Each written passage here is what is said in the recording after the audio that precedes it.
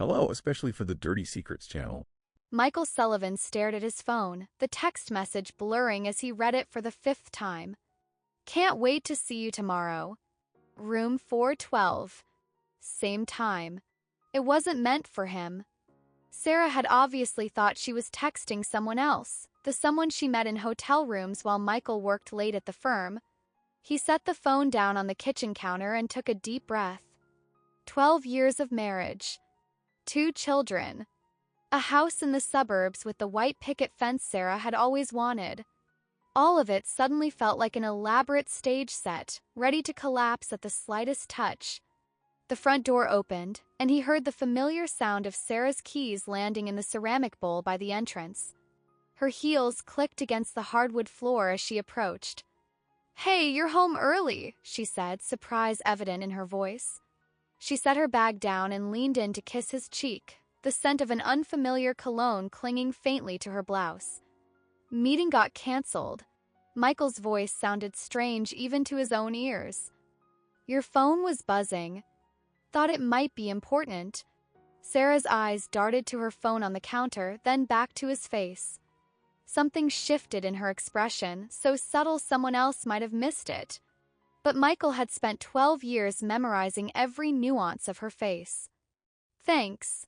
She picked up the phone, glancing at the screen. He watched her delete the message without comment. Kids asleep? Yeah. Emma had a math test. I helped her study before bedtime. Sara nodded, moving to the refrigerator. Have you eaten? I can heat up something. And just like that, they slipped into their normal routine, as if the message didn't exist, as if Michael hadn't seen it, as if their marriage wasn't crumbling beneath them like sand. That night, lying beside his wife in bed, Michael stared at the ceiling and wondered when exactly they had become strangers living in the same house. Had it been gradual? Or had there been a specific moment when everything changed, a crossroads he'd failed to recognize? Tomorrow, Sara would go to room 412, and Michael still hadn't decided what he was going to do about it. The law office buzzed with activity, but Michael barely noticed as he stared out his corner office window. 15 floors below, people moved like ants along the sidewalk, each with their own complicated lives and secrets. Did you hear anything I just said? David Mercer, his partner at the firm, was looking at him expectantly. Sorry. Distracted. Michael turned away from the window. The Jensen brief. It needs to be on Judge Harmon's desk by 5. David studied him with concern. You okay? You've been off all morning. Michael considered telling him. David had been his best friend since law school, had been his best man at the wedding. But saying it out loud would make it real in a way he wasn't prepared to face. Just tired. Emma's science project kept us up late. David seemed to accept this. Coffee's fresh in the break room. Get some before the paralegals drain it. When David left, Michael pulled out his phone and checked the time. 2:17 p.m. Sara would be at the hotel by now. Room 412. With him, whoever he was. Michael had followed her once before, 3 weeks ago, when the late meetings and changed plans first became suspicious. He'd watched her enter the Grand Plaza Hotel, observed how the doorman greeted her with familiarity. But he hadn't gone inside. Some final thread of trust, or perhaps fear, had held him back.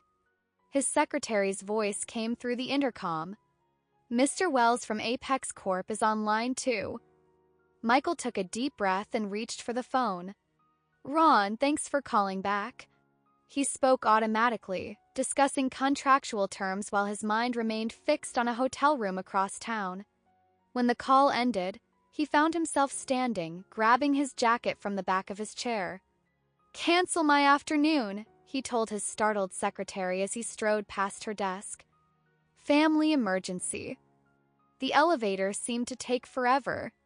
In the parking garage, he sat in his car for several minutes, hands gripping the steering wheel. He still hadn't decided what he would do when he got there, what he would say. He only knew he couldn't sit in his office pretending everything was normal for one more second. The Grand Plaza was a 20-minute drive. Michael made it in 15. The hotel lobby gleamed with polished marble and crystal chandeliers.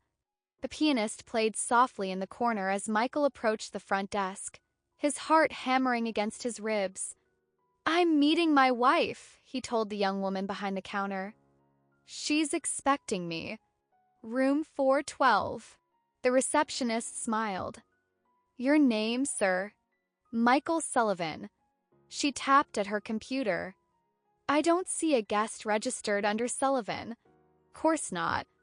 "She may have registered under her maiden name." "Campbell. Sara Campbell." Another tap. Another smile. "No Campbell either." "Perhaps another name." Michael's mouth went dry. "Can you just call the room? Tell whoever answers that Michael is here." The receptionist hesitated.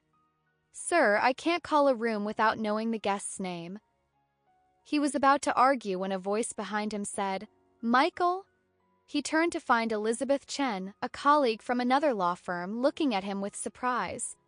They had worked together on several cases over the years. "Elizabeth." "Hi." He attempted a casual smile. "What brings you to the Grand Plaza?" "Meeting a client." Her eyes were curious. "Something like that." Michael glanced back at the receptionist, who was now helping another guest. "You stay here often?" "When I'm in town. They have the best room service in the city." She tilted her head. "Everything okay? You seem tense." "Fine. Just running late." He checked his watch to emphasize the point. "Don't let me keep you then." Elizabeth smiled. "We should catch up sometime. Proper dinner, not just passing in hotel lobbies." Michael nodded and watched her walk toward the elevators. An idea formed. He waited until she stepped inside, then hurried to catch the same elevator just before the doors closed. "Sorry," he said, slightly breathless. "Which floor?" "Fourth," Elizabeth replied, then returned to her phone call. "Fourth floor. Where room 412 would be." When the elevator doors opened, Michael followed Elizabeth down the hallway, maintaining what he hoped was a natural distance. She turned left at a junction while he continued straight, scanning the room numbers. Row 410. 412, he stood before the door, pulse racing. From inside, he could hear muffled voices. One of them was definitely Sara's laugh, that specific cadence he'd know anywhere. Michael raised his hand to knock, then lowered it again. What exactly was his plan here? Storm in and catch them in the act? Then what? He hadn't thought this through. As he stood frozen with indecision, the door suddenly swung open. Sara stood there, wrapped in a hotel bathrobe, her hair slightly disheveled. Their eyes met. The shock on her face quickly transformed into something else, not guilt as he'd expected, but anger. "What are you doing here?" she demanded, stepping into the hallway and pulling the door partially closed behind her. Before Michael could answer, a male voice called from inside the room. "Sara? Who is it?" And in that moment, as the door opened wider, Michael's carefully constructed world completely fell apart. The man standing behind Sara wasn't a stranger. It was David Mercer, his law partner, his best friend. For a moment, no one spoke. The hallway seemed to compress around them, the air suddenly thick and difficult to breathe. "Michael!" David's voice broke the silence, his face draining of color. He too wore a hotel bathrobe, the Grand Plaza logo embroidered on the breast pocket. "This isn't, don't." Michael cut him off, unable to bear whatever lie was coming next. "Just don't." Sara stood rigidly between them, her hands clenched at her sides. "You followed me." It wasn't a question, but Michael answered anyway. "Yes." "You had no right." The absurdity of her statement might have made him laugh if he weren't so devastated. "No right? You're my wife." "Let's not do this in the hallway," David said, glancing nervously at the neighboring doors. "We're not doing this at all." Michael stepped back. I've seen enough. Sara reached for his arm. Michael, wait. We need to talk about this. How long? The question burned in his throat. How long has this been going on? Their exchanged glance was answer enough. 8 months, David finally said. 8 months. While they had family dinners together. While David stood in Michael's backyard grilling steaks and playing with Michael's children. While they sat across from each other in partnership meetings discussing the future of their firm.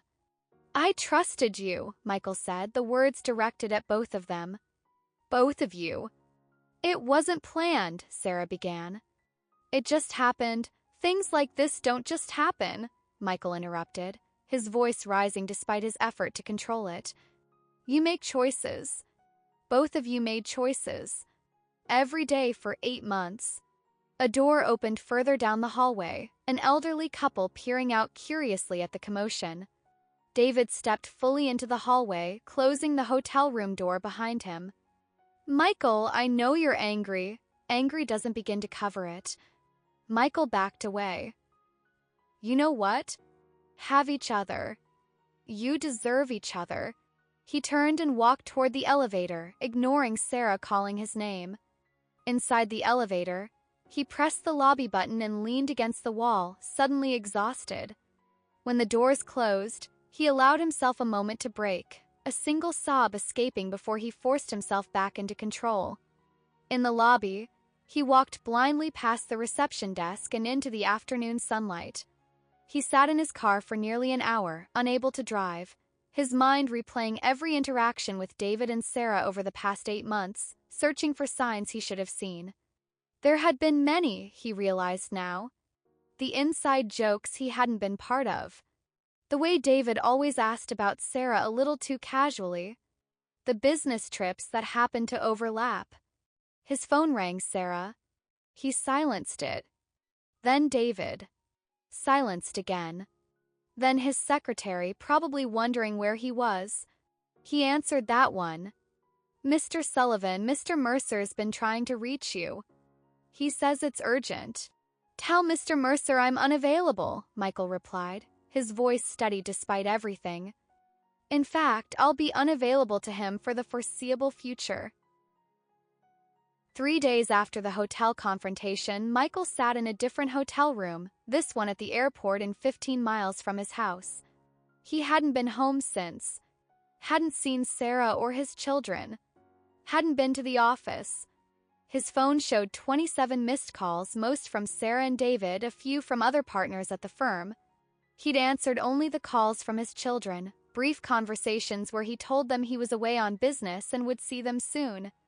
A knock at the door startled him. He wasn't expecting anyone. Through the peephole, he saw his sister, Catherine. How did you find me? He asked as he opened the door. You used your credit card, genius. She brushed past him, scrutinizing the room with disapproval. Nice place. Very man on the edge. Michael closed the door. Did Sara call you? She did. Catherine sat on the edge of the bed. And then David called. And then your secretary called because apparently you've gone AWOL from work. She fixed him with a pointed stare. Want to tell me what's going on? So he told her everything, the words spilling out in a rush. Catherine listened without interrupting, her expression growing increasingly concerned. When he finished, she let out a long breath. Oh, Michael. Yeah. He leaned against the wall. So now you know. What are you going to do? I don't know. It was the truth. 3 days of isolation hadn't brought any clarity. I can't go back to the firm. I can't even look at David. And Sara? Michael shook his head. Our marriage is over. There's no coming back from this. Have you actually told her that? Had a conversation? What's to discuss? She's been sleeping with my best friend for almost a year. Catherine crossed her arms. I'm not defending what she did. It's unforgivable. But you have 2 children together. You can't hide in an airport hotel forever. She was right, of course. But the thought of facing Sara, of discussing divorce and custody arrangements, made his chest constrict with anxiety. I need more time. Take the time you need, Catherine said, her voice softening. But don't make decisions while you're in this state. And for God's sake, call your other partners before they file a missing persons report. After she left, Michael forced himself to call the firm. He spoke to Gerald Hampton, the senior partner, explaining that he needed personal leave for a family emergency. Gerald was understanding but concerned. David mentioned there might be some tension between you two.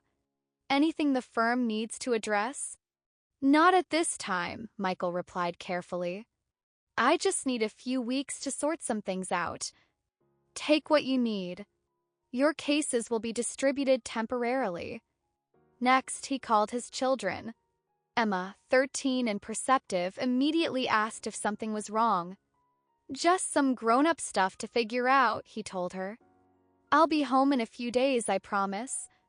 Finally, after another sleepless night, he texted Sara. We need to talk. Not ready to come home yet. Meet me tomorrow at Riverside Park, 2 p.m. by the boat rental. Her response came immediately.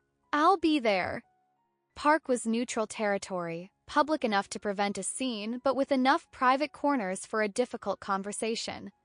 As Michael drove there the next day, he still didn't know exactly what he was going to say, only that it was time to stop hiding and face what came next. Riverside Park was busy with weekend visitors, families picnicking, joggers on the paths, couples in paddle boats on the small lake. Michael arrived early and found a bench with a view of the water, partially secluded by oak trees. He spotted Sara before she saw him. She was wearing the blue dress he had always liked, her hair pulled back in a simple ponytail. She looked tired, with dark circles under her eyes visible even from a distance. When she noticed him, she hesitated briefly before walking over. She didn't try to kiss him or even touch him as she sat beside him on the bench, maintaining a careful distance. Thank you for meeting me, she said. Michael nodded, keeping his eyes on the lake. How are the kids? Confused. They miss you. She paused. I told them you needed some time away for work like you asked. Thank you. The politeness between them felt surreal after over a decade of intimacy. Michael, about what happened. I don't want details, he interrupted. I don't need to know how it started or why. It won't change anything. Sara was quiet for a moment. What do you want, then? A divorce. The word hung between them, heavy and final. I've already contacted Laura Simmons, the name of their family lawyer. Sara nodded slowly.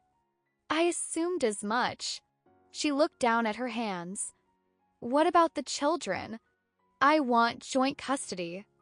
I'm not leaving their lives, even if I'm leaving you. Of course. Her voice trembled slightly. I would never keep them from you. They sat in silence, watching a father help his young daughter into a paddle boat. The normalcy of the scene felt like a reproach. I've taken a leave of absence from the firm, Michael said. I'm looking at other options. Because of David. Yes. Sara turned to face him directly. I know you don't want explanations, and you deserve your anger. But there's something I need to say. Michael finally looked at her, really looked at her for the first time since the hotel. The woman he had loved for so long, now a stranger in familiar skin. Go ahead. I'm Sara. Her eyes filled with tears. Not just for the affair, but for how you found out. For the betrayal by both of us. You deserved better. Michael had imagined this moment, had rehearsed cutting responses and righteous accusations. But faced with her genuine remorse, he found those prepared speeches inadequate.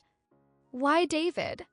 Question escaped before he could stop it, breaking his own rule about details. Sara wiped at her eyes. It wasn't about you. It wasn't because you lacked something or because he had something you didn't. It was about me, my failures, my weaknesses. That's not an answer. I know. She looked away. The truth is, I don't have a good answer. I was unhappy, and instead of talking to you about it, I made the worst possible choice. There's no justification that will make sense or make it hurt less. A child's laughter floated across the water, the sound jarringly cheerful against their somber conversation. Where will you live? Sara asked after another silence. I've rented an apartment in Westview. It's close enough that I can still take the kids to school, be there for their activities. When will you tell them? About us? Soon. They deserve honesty, even if it's difficult. Michael stood, suddenly needing to move. I'll come by tomorrow to get some more of my things. And to see Emma and Jake. Sara nodded, remaining seated. David's been trying to reach you. I have nothing to say to him. He's leaving the firm, moving to Chicago. His sister lives there. The information landed oddly, not satisfaction exactly, but a grim acknowledgement. Their affair had destroyed more than just a marriage. That's probably for the best, Michael said. As he walked away, Sara called after him. For what it's worth, Michael, loving you was never the problem. You were always more than enough. He paused but didn't turn around. Then we both have to live with what you threw away. Walking back to his car, Michael felt a strange, unexpected lightness. The conversation had been painful, but it was a beginning, the first step toward whatever came next. The future stretched before him, unwritten and uncertain, but at least it was his to shape now, free from deception. Telling the children was even harder than Michael had anticipated. They sat in the living room of what had been their family home, Michael, Sara, 13-year-old Emma, and 9-year-old Jake, the atmosphere tense with unspoken words. Are you guys getting a divorce? Emma asked directly before either parent could begin their carefully rehearsed explanation. Michael and Sara exchanged glances. Yes, sweetheart, Sara finally answered. Dad and I have decided that's what's best. Because you don't love each other anymore? Jake's voice was small, his eyes wide with confusion. It's more complicated than that, Michael said, struggling to find words that wouldn't burden them with adult complexities but wouldn't lie either. Sometimes relationships between grown-ups change, but our love for both of you never will. Is it because Mom has a boyfriend? Emma asked, her direct gaze challenging. Question landed like a physical blow. Michael looked at Sara, who had gone pale. What makes you say that? Sara asked, her voice carefully controlled. Emma shrugged. I heard you on the phone talking to someone named David, and you were laughing in a way you don't laugh with Dad anymore. Children, Michael thought, missed so little. While he had been oblivious for months, his daughter had been quietly observing, piecing together the fragments of their fracturing family. Emma, Michael began, but Sara interrupted. Yes. Her voice was steady now. I made a mistake that hurt your father very much. That's part of why we're getting divorced. Jake looked confused. What kind of mistake? A grown-up mistake, Sara said. One I take responsibility for. Michael was surprised by her honesty. He had expected them to present a united front of mutual decision and amicable separation, the sanitized version of divorce parents often offered children. Dad's going to live in an apartment nearby, Sara continued. You'll spend time at both places. We're still working out the details, but nothing changes about how much we both love you. I don't want to go back and forth, Jake said, tears welling in his eyes. I want everything to stay the same. Michael moved to sit beside his son, pulling him into a gentle hug. I know, buddy. I wish things could stay the same too. But sometimes change happens even when we don't want it to. The important thing is that Mom and I will always be your parents, no matter where we live. Can I stay with Dad? Emma asked, her chin raised in defiance. I don't want to live with a cheater. Emma! Michael's tone was sharper than intended. That's enough. Sara flinched but didn't defend herself. You'll spend time with both of us. We're not going to let you choose sides. But she's right, Jake said, pulling away from Michael. Mom cheated. That's why you're really leaving. Why can't she leave instead? The conversation deteriorated from there, despite their efforts to redirect it. By the end, Jake was crying openly, Emma had stormed upstairs to her room, and both Michael and Sara were emotionally exhausted. That went well, Michael said grimly after the children had gone. What did you expect? Sara replied. Their world is falling apart. You didn't have to admit to the affair. He wasn't sure if he was criticizing or thanking her. Emma already knew or suspected. Better they hear some truth from us than piece it together from overheard conversations or neighbors' gossip. Sara looked suddenly older, the weight of her decisions evident in her posture. I won't let them think this was mutual when it wasn't. That wouldn't be fair to you or to them. Michael nodded, surprised by her willingness to shoulder the blame. Didn't erase what she'd done, but it was something, a small act of integrity in the midst of so much damage. I should go talk to Emma, he said. Let me try first, Sara suggested. She needs to understand that she can be angry with me without rejecting me completely. That's not a healthy pattern to establish. As Sara climbed the stairs to their daughter's room, Michael sat alone in the living room, surrounded by family photos that now seemed like artifacts from another life. In every frame, smiling faces belied the fractures forming beneath the surface. When had they last been truly happy, he wondered. Had their marriage been failing long before the affair, or had Sara's betrayal been the catalyst rather than the symptom? Eventually, Sara came back downstairs, her eyes red from crying. She's calmer now. Says she wants to talk to you. Michael found Emma lying on her bed, staring at the ceiling. She'd redecorated her room recently, replacing childish decorations with posters of bands and actresses, asserting her emerging adolescence. Hey, he said, sitting at the edge of her bed. Hey. She didn't look at him. I know this is all really hard.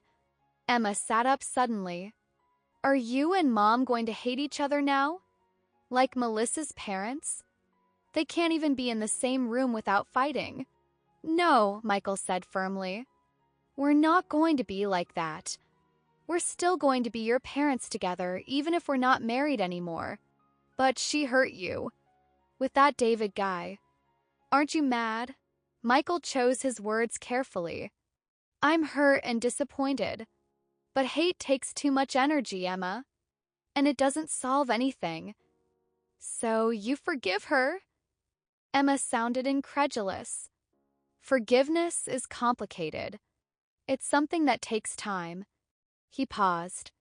But I'm trying to remember that people can make terrible mistakes and still be good people in other ways. Your mom is still the same person who loves you more than anything. Emma considered this. Are you sad? Yes, he admitted. Very sad. But I'll be okay. We'll all be okay eventually. His daughter surprised him then, wrapping her arms around him in a fierce hug. I'm sorry Mom hurt you, Dad. Michael held her close, his throat tight with emotion. Thank you, sweetheart. But remember something important. What happened between Mom and me is between adults. You don't have to take sides or carry our pain. Your job is just to be 13, okay? As he left Emma's room, Michael passed Jake's door and heard Sara's voice inside, gentle and reassuring. Despite everything, she was a good mother. That, at least, hadn't changed. Downstairs, he gathered the few items he'd come for. As he was leaving, Sara appeared in the hallway.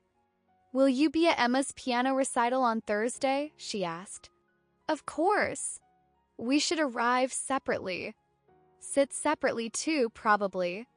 Michael nodded, the reality of their new normal settling over him like a heavy cloak. I'll be there at 7. As he drove to his new apartment, the emptiness of it waiting like an accusation, Michael realized that divorce wasn't just the end of a marriage, it was the beginning of a complex choreography of separate lives still permanently linked through their children. a dance they would perform for years to come, regardless of the pain that had initiated it. The law offices of Sullivan, Mercer, and Hampton had been Michael's professional home for 9 years. Now, walking through the reception area after a month's absence, he felt like a visitor in a once familiar place. Gerald Hampton met him at the conference room door, extending a hand. "Michael, good to have you back." Inside, the other partners waited around the polished mahogany table, all except David, who had made good on his intention to relocate to Chicago. His absence was palpable, his nameplate already removed from the door. "Before we begin," Gerald said once they were seated, "I want to acknowledge that recent events have created some challenges for the firm. David's departure was unexpected, and your leave of absence, while completely understandable under the circumstances, has left us navigating some difficult waters with clients." The other partners nodded. Everyone knew about the affair by now. The legal community was too small for such dramatic personal entanglements to remain private. "I appreciate your understanding," Michael said. "And I apologize for any disruption." "No apology necessary," Gerald assured him. "However, we do need to discuss how to move forward." The discussion that followed was professional but pointed. Several of Michael and David's shared clients had gone with David to his new firm in Chicago. Others were uncertain about staying with Sullivan, Mercer, and Hampton at all, concerned about stability and consistency. "The Jensen account is particularly concerning," Sandra Reeves, the newest partner, explained. "They've put their contract renewal on hold. They're considering other options." The Jensen account was one of their largest, worth millions in annual billing. Losing it would be a significant blow. "I'll speak with Ronald Jensen personally," Michael offered. "We've played golf together for years. I might be able to smooth things over." Gerald nodded approvingly. "Good. Now about the name. With David gone, we should consider rebranding." "To what?" Michael asked. "Sullivan and Hampton has a nice ring to it," Gerald suggested. "Unless you have objections to keeping your name at the forefront after everything." The implication was clear. Some might find it awkward that the firm continued to prominently feature the name of the man whose wife had an affair with a departed partner. This drama made clients nervous. "My personal life shouldn't affect the firm's branding," Michael said firmly. "Sullivan and Hampton is fine if that's what we decide." The meeting continued, covering case assignments and staffing adjustments in David's absence. By the end, Michael felt emotionally drained but professionally resolved. This firm was as much his legacy as his marriage had been, and he wasn't going to lose both. As the others filed out, Gerald held Michael back. "A word in private?" Once they were alone, Gerald's formal demeanor softened. "How are you really doing, Michael? And don't give me the stoic lawyer answer." Michael sighed. "Taking it day by day. Kids are struggling with the transition. Emma especially. And Sara? We're civil. Working out the divorce details through mediators rather than fighting it out in court. Neither of us wants to make this uglier than it already is." Gerald nodded approvingly. "Smart. I've seen too many colleagues destroy themselves and their children with vindictive divorces." He paused. "And what about David? Any communication?" "No." Michael's tone made it clear the subject was closed. "Fair enough." Gerald gathered his papers. "Just remember, the firm needs you at your best." "If you need more time, I don't," Michael interrupted. "Work is the one thing that makes sense right now. I need to be here." Later that afternoon, Michael called Ronald Jensen as promised. Conversation was initially awkward, with Jensen obviously uncomfortable addressing the elephant in the room. "I heard about the situation with David Mercer," Jensen finally said. "Unfortunate business." "Very," Michael agreed, keeping his tone neutral. "But I want to assure you that the firm's transition has been smooth. Your cases remain my highest priority, and we've brought in Adams from litigation to assist. given his background in corporate regulatory matters. Yes, Adam is good. Jensen paused. Look, Michael, I've known you a long time.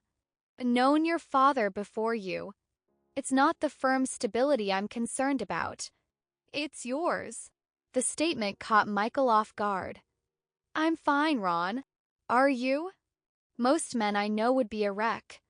Hell, when my first wife left me for my business partner back in '98, I nearly drove my company into the ground. Couldn't focus.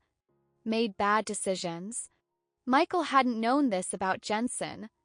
I appreciate the concern, but I'm handling it. Good. Because I like working with you, but I need to know my legal counsel isn't distracted by personal vendettas or emotional trauma. I can assure you. Don't assure me, Jensen interrupted. Prove it. The Westlake acquisition has significant challenges. Navigate us through that successfully, and you'll have demonstrated exactly what I need to see. After hanging up, Michael sat in his office, staring at the photographs he'd removed from his desk when he returned, family pictures now stored in a drawer because he couldn't bear to look at Sara's face while working.